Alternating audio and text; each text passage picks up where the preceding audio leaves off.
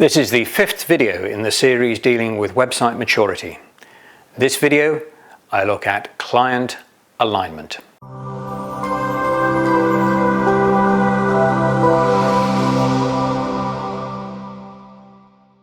Welcome back to another Wicked Web Wednesdays with me, Chris Davidson, brought to you by Speaker Business Builder. Website maturity is the topic, and we're looking at the final state, client alignment. Prior to that, we had identified the importance of the product client alignment matrix in getting you into this whole market alignment area, and we identified there was a bit of an issue there getting from the first 3 states into this 4th market alignment state. Well, I have some news for you. If you thought that getting into market alignment was difficult, getting into client alignment is even worse, a bigger challenge. Why is that? Because to get into client alignment, you have to rewrite the rule book. You have to bring a new normality into all of this world down here. Can you do that?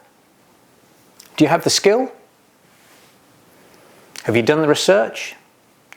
Do you know something that nobody else knows in your marketplace? If you do, then you have some good chance then of making it into client alignment. There are a couple of examples. My father was an ear, nose and throat surgeon, and in 1955 he wrote a paper called Endural Condylectomy. You can still find that paper on the internet today, and it's still referenced about a dozen times a year.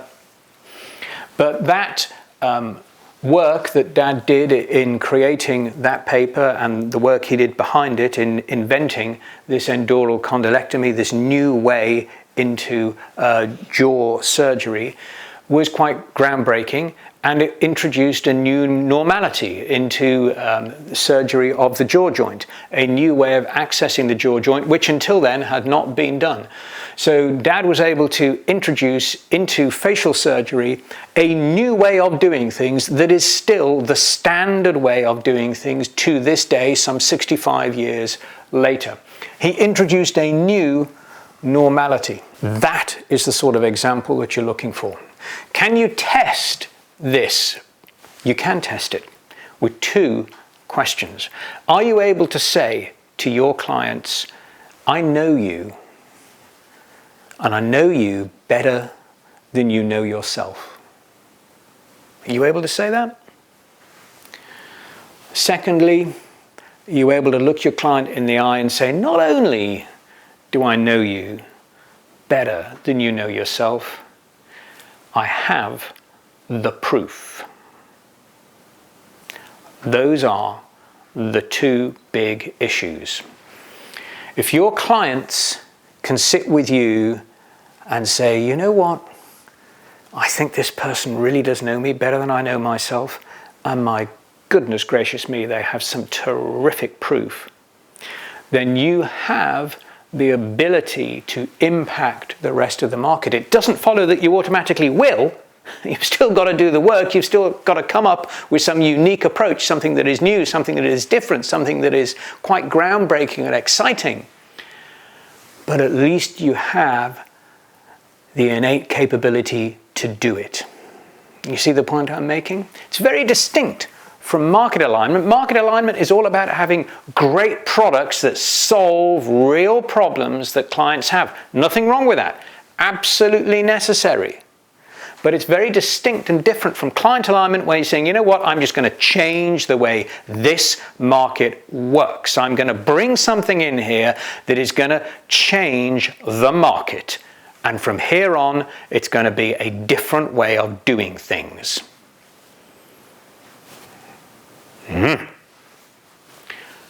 Big change.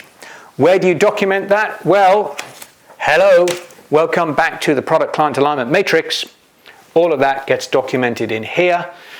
And why should you document it? Well, because you want to have a very standard, consistent set of messages. If you're going to change the world, or you're part of the world, this community down here, if you're going to bring in a new normality, you've got to have very, very, very clear messaging. And that you need that messaging to be identified clearly and recorded somewhere so that you can pick it up for any website, any funnel, any PDF brochure, any outbound email, any social media, etc. Classic case of consistent messaging driving through here what it is that you are bringing to the market that is new. And you need to be consistent because people won't automatically understand what it is that you are doing that is different. This is new stuff that you're bringing to them, and they need to be able to process it and bring it on board so they need clear, consistent messaging again and again and again and again and again. That is client alignment. This is the 5 states of website maturity, set broadly against a graph of measuring the depth of engagement you have in your marketplace against the quantity of targeted relevant content that you have out there. The product client alignment matrix is a very important part of bringing the upper echelons of this model into reality. Opacity, system engagement, community engagement are relatively process-driven changes that you can bring in. Then you come to this issue of, how do I get into market alignment? By having really good products that solve real problems. How do I get into client alignment? By redefining your part of the world. Those are the 5 states of website maturity.